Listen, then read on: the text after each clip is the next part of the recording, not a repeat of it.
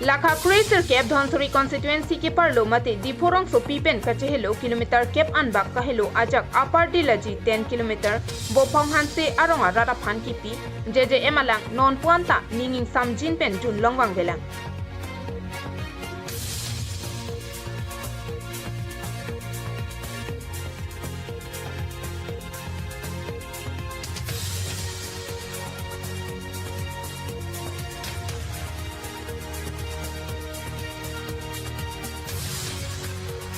Ahok sorkar pen ke panong pon ki ahabar tin arada phan lapen arong tin arada phan lapen adon tin satami kijunalang mesen avarsai longpon etnang jipura har ghar jal pa men pen ahabar tin arada phan satami PHE pen puthot JJM scheme pa men irponsi det piadang along kedo an arong atogano paledamlo.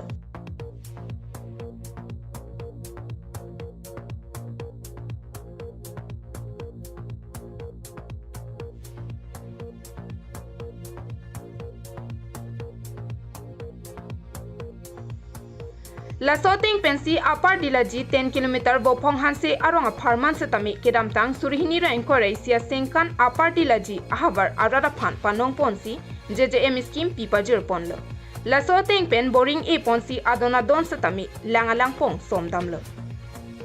Kadoka ve lakpho kebrai siso sia tangka pen ke sombom bangso JJM scheme asayamo ke pachun ponjia phan Dipu PHE Rural Division along Executive Engineer Bikram Teron ki khibom ahut lapen Keni BP Assistant Executive ki khibom ahutsi bangso scheme deng ponlo lapen ke patang ponjia phana bangke Mesers RSC Enterprise of Hansi ar upek ponlo.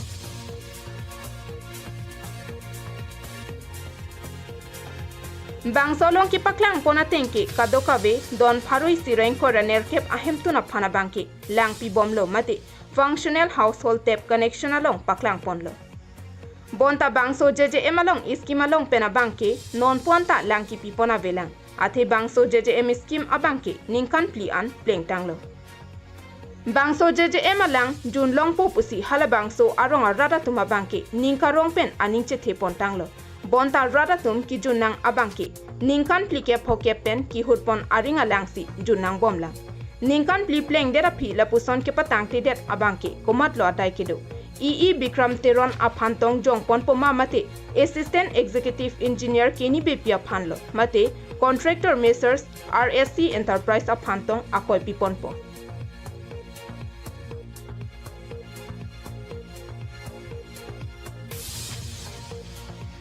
Ajat le lang dam pusitami rada tuma bangke JJM scheme nang le lo pura ning ka chithia bangke ning chithina ka sonsi nang manlo lapen bangso JJM scheme bangke rada pharlo ka chong thuya sonsi nang mandet lo